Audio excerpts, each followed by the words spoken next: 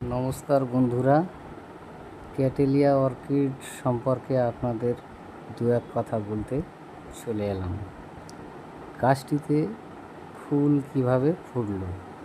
বন্ধুরা, সকালে 7টা 8টা 9টা এই 2-3 ঘন্টা রোদ সরাসরি পাবে এই রকম জায়গায় গাছটিকে রাখতে হবে এবং বাদবাকি সময়টা যেন গ্রিন শেডের মধ্যে থাকে। জল বেশি নয়, দিনে একবার জল দিলেই হবে।